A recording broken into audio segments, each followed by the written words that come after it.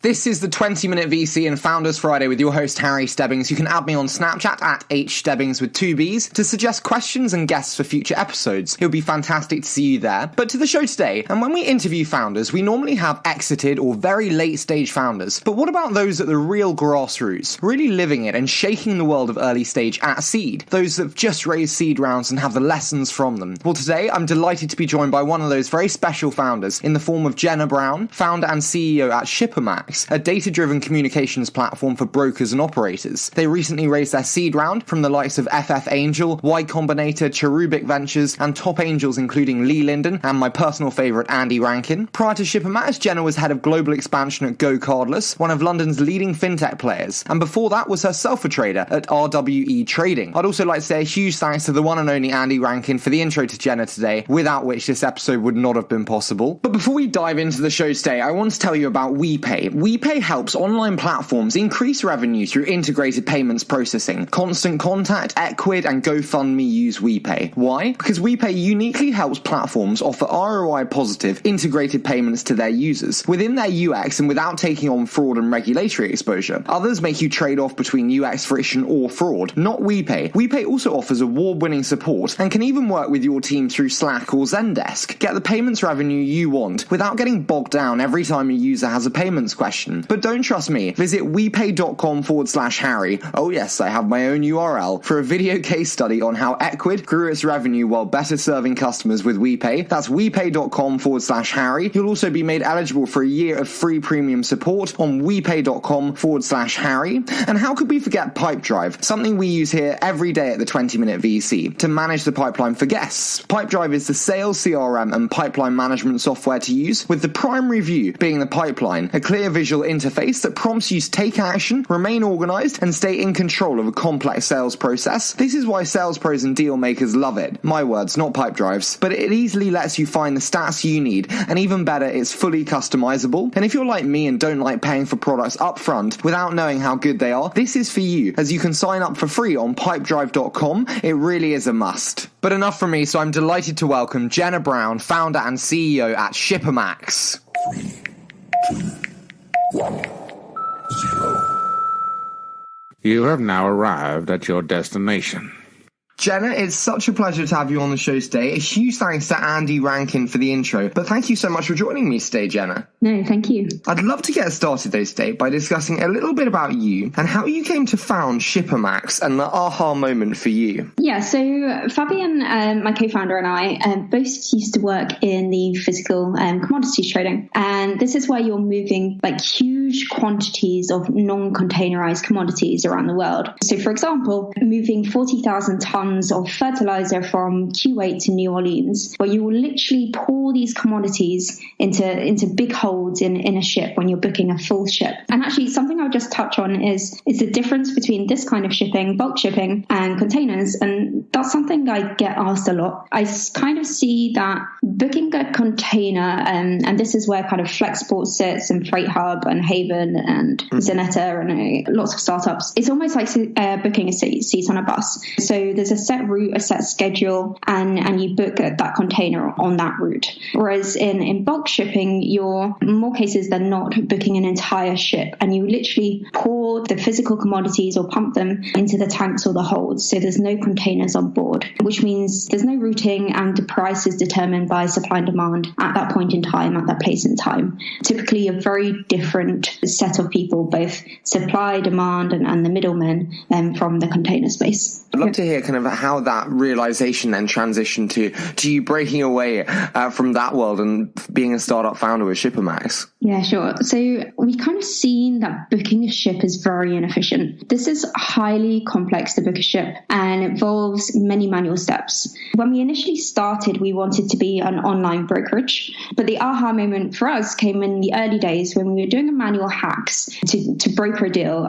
For example, just being a normal broker. And we started building the software to help improve that flow, and had a bunch of other small brokers come and ask us if they could use it. We kind of realized ultimately, if our end goal is to fix that ship booking experience, if we teamed up with the brokers and the shipping companies to provide them with software, we could expedite that process of improving the whole industry. I do want to start though today with an aspect that I can't not start with, being the recent fundraise. So a massive congratulations for that. But there are many aspects that are super interesting around it. I think the first and kind of most obvious being the geography. So talk to me, with your recent YC experience providing kind of the insight into US funding markets and then but being based in the UK, I'd love to hear how you compare fundraising in the US versus fundraising in the UK and Europe. How was that experience? For us, raising in the USA was a much better experience because investors tend to make decisions faster. That's incredibly valuable because every day longer in speaking to investors, I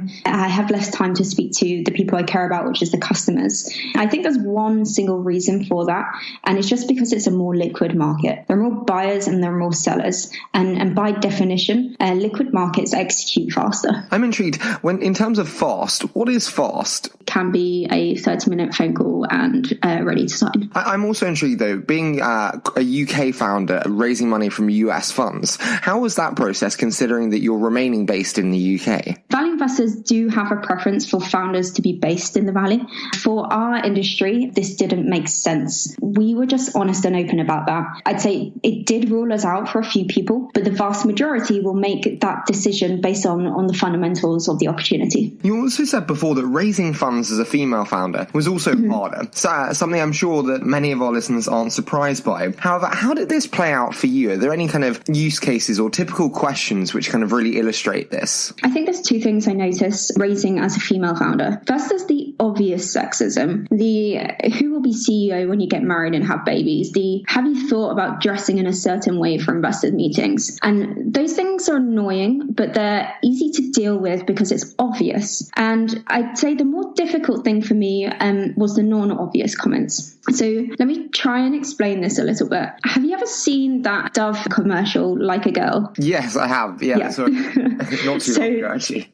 Yeah. And so to recap on the story, basically they ask, a bunch of kind of late teenagers to run like a girl or bat like a girl or do something like a girl. And the girls imitate something kind of in a stereotypical way, basically doing something like an idiot. And then they ask for young girls, and the young girls just do the task at hand. They just run or they just bat. And for me, that investment journey was actually very similar. So pre-pitching, I just spoke to clients, sold, gone on with running the business. And then as you kind of approach fundraising, you approach that kind of startup puberty, and you go and speak to a ton of investors in a very short period of time. And for me, when 70 to 80% of those investors ask me, how will you win this male-dominated industry as a woman, it's very, very hard not to think there might be something wrong with you. And it got to a point where I turned to my co-founder and I said, hey, Fabian, do I suck at selling to these customers? And he was like, no, but let's look at this objectively. And then we sat and we went through the last 10, 15 meetings I've done, looked at the results, looked how potential customers would react to me, how they would speak to me. And after this discussion, I was like, hang on, there is no problem here. I'm awesome at this.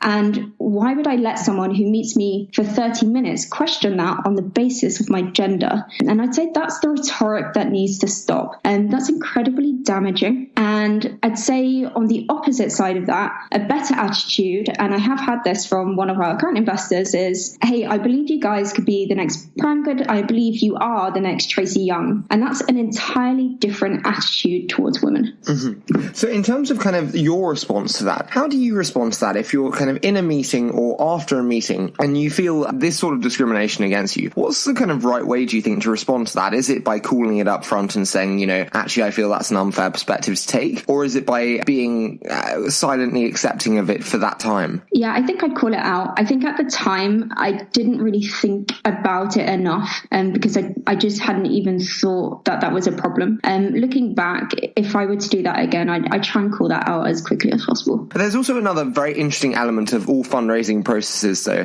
in terms of the catch-22 of when you have lots of offers, there's always more to come. I always say VCs are like buses. They seem to come in threes. But I'm I'm intrigued. How did you get to a state where you had the first commit and the first dominoes start to fall? What was your process around that fundraising? Yeah, so we went out about a week before demo day from YCombinator, and with a clear and short deadline to get a handful of checks on the table. And our first commit was from Ian Roundtree, who runs a micro VC called Cantos Ventures. For us, it was about finding the people who are actually willing to make that decision by themselves. And typically, I'd say that's angels and a subset of micro VCs. Can I ask, do you get worried about their lack of ability to follow on? Not really, because if the numbers are good, you're going to find later stage investors, and usually they're still connected to those later stage investors anyway.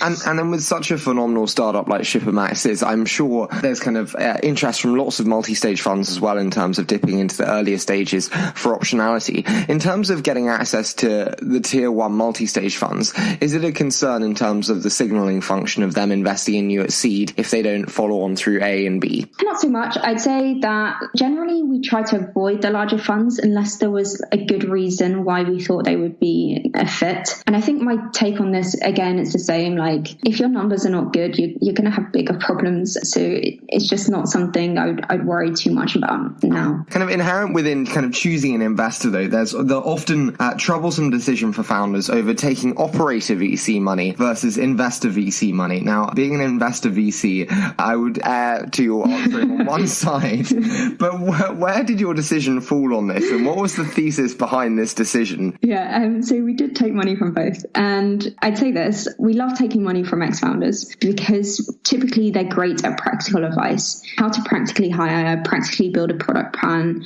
practically go and close that monster sale. They've been there and they've had to go through that experience themselves. I'd say non-former founders, they also can be incredibly valuable. I just ask them a different set of questions. And I'd say the only thing to be careful as is, what I think is not good is when you have someone who hasn't worked or run in a very small company heavily giving you that practical advice, because there tends to be a lot of context that they miss. And so that advice can be wrong. And we've seen that and also taken some of that advice.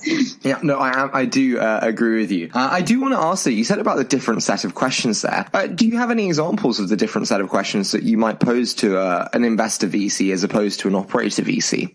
Yeah, good question. I think investor VC, I more tend to think of it, they're looking at it from a less emotional, what do the numbers look like? So it's probably more like, hey, if we hit this by this time, are we on track? Like, what is your opinion on us as a financial investment? So more from that kind of side of things. That's interesting. No, I'm learning immensely how I would be viewed. But Yeah. I do want to move slightly away from fundraising, even if it is my favorite topic, to the product. And you previously said with regards to product market fit, there's not a lot of support for how to get your first customers and really making them move from 0 to 1. So I'm intrigued. How would you define the first illustration of product market fit for you? Good question. The first illustration, I think, for us is when we have the first set of customers who love the product, who derive value from it, and the value they tell you is very similar from customer to customer. They use it consistently to do the task it's intended for. And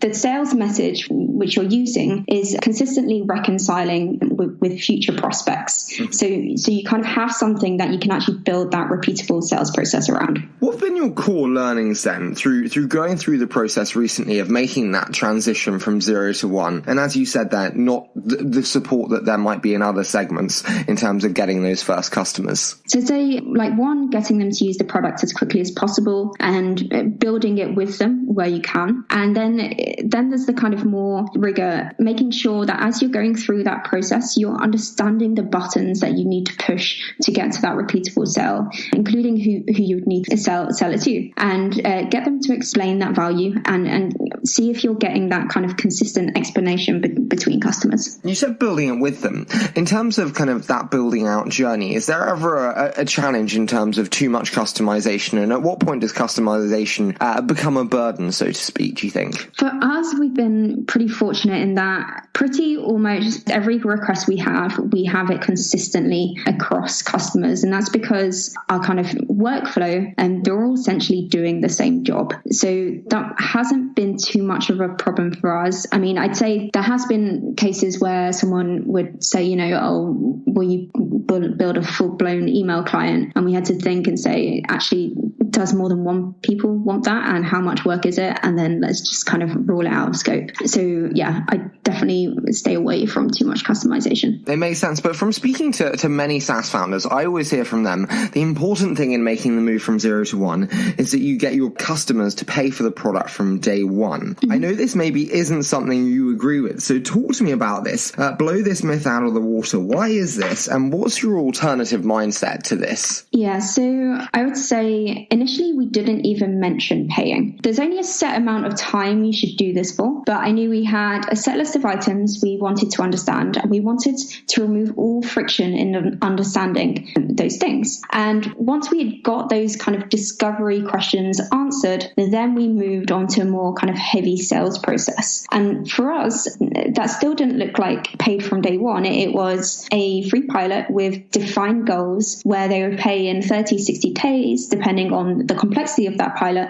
when those goals were met. And I've quite liked that way so far. In terms of the timing, you said there's kind of a set time period that you can utilize this discovery phase of the journey. What would you say it is? Is it a 3-month journey to get enough data to also kind of collate all the learnings on their user behavior? Good question. I think as short as possible. I think it's 3 months, okay, ideally a bit smaller. If that, I guess you just have to watch out. Like if that time is creeping up and up, it's like, why is that? Are you speaking to enough people? Ideally, you'd probably want to push that out in like 1-2 months, I'd say. And the natural subsequent question in terms of kind of upsell or even kind of beginning the sale is in terms of the enterprise sales cycle, obviously one that you're operating in, not an easy or a short one. I'm intrigued, how does this affect your approach in terms of which investors to pick and how much funds to raise, especially with such kind of long and unpredictable sales cycles? Yeah, I'd say definitely choose investors that are familiar with early stage B2B enterprise. And you can usually tell that by the kind of questions they ask. And sometimes we'd go into meetings and we'd get questions which felt very suitable for an e-commerce business. And we knew it was going to be very, very hard to get these people comfortable. In terms of the runway, we just had a certain amount of things we wanted to prove. And we picked that runway, and I think guess with any business, on how long we needed to do that.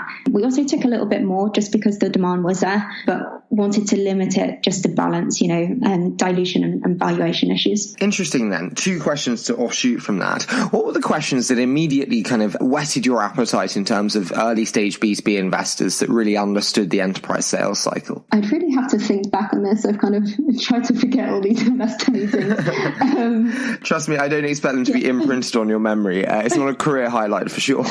Yeah. I don't say like there's any one question, but I think just in a conversation, you can tell like sometimes there's just chemistry and sometimes there's not. Okay, I'll tell you when there's not chemistry. When it's too kind of checklist, when it's like explain exactly the dynamics of the market without being excited about that in any way, or too like at an early stage, too much focus on kind of metric questions. Whereas some other people would just like be fascinated by the way things work and the way that the technology could change that. So it's not necessarily a type of questions, but I guess it's if that chemistry is there and getting excited about the market. No, absolutely. I agree. But I want to finish then today on a quick fire round. So I say a short statement and then you give me your immediate thoughts in 60 seconds or less per one. Does that sound good? Yeah, awesome. So let's start with your favorite book and why. What should I be reading? I love Hard Things About Hard Things just because it's great advice based on real experience. Corporate innovation groups. What are your thoughts? Due diligence. You need to understand, have the end users actually signed up for that kind of full access discovery, or is this a push from the top management that the users might be afraid of? And I guess just like you would do in a VC, understand what stage of a startup they actually want to get involved in. Biggest takeaway from YC, what was the real learning that you've kind of really kept with you? It's just focus on making the first few users happy. Favorite blog or newsletter? What are the must reads when they come in? I would have to also say SaaStr, but I would would like to see more pre-product market fit advice. What would you most like to see change in the world of startups and VC? Yeah, stop seeing gender as a challenge. Okay, I feel like that's a heavy topic for a quick fire round. But Brett, no, absolutely, I agree. And then let's finish today on the next 5 years for you and for Shipamax. What's the journey ahead? Just one thing, more happy customers. Jenna, it's been fantastic to have you on the show. Thank you so much for giving up the time today. Thank you very much. And I want to give a huge hand to Jenna for giving up the time today to appear on the show. Such a special founder building a truly unique company in Shipamax. And again, a big hand to Andy Rankin for the introduction, without which today's interview would not have been possible. And if you'd like to see more from us, then you can follow me on Snapchat at HStebbings with 2 B's, where you can see all things behind the scenes of the show and suggest future questions and guests for the show. But before we leave you today, I want to tell you about WePay. WePay helps online platforms increase revenue through integrated payments processing. Constant Contact, Ecwid, and GoFundMe use WePay. Why? Because WePay uniquely helps platforms offer ROI positive integrated payments to their users within their UX and without taking on fraud and regulatory exposure. Others make you trade off between UX friction or fraud. Not WePay. WePay also offers award-winning support and can even work with your team through Slack or Zendesk. Get the payments revenue you want without getting bogged down every time a user has a payments question. But don't trust me. Visit WePay.com/Harry. Oh yes, I have my own URL for a video case study on how Ecwid grew its revenue while better serving customers with WePay. That's WePay.com/Harry. You'll also be made eligible for a year of free premium support on WePay.com/Harry. And how could we forget Pipedrive, something we use here every day at the 20-Minute VC to manage the pipeline for guests. Pipedrive is the sales CRM and pipeline management software to use, with the primary view being the pipeline, a clear visual interface that prompts you to take action, remain organized, and stay in control of a complex sales process. This is why sales pros and deal makers love it. My words, not Pipedrive's. But it easily lets you find the stats you need, and even better, it's fully customizable. And if you're like me and don't like paying for products up front without knowing how good they are, this is for you, as you can sign up for free on pipedrive.com. It really is a must. As always, we so appreciate all your support and cannot wait to bring you next week's episodes.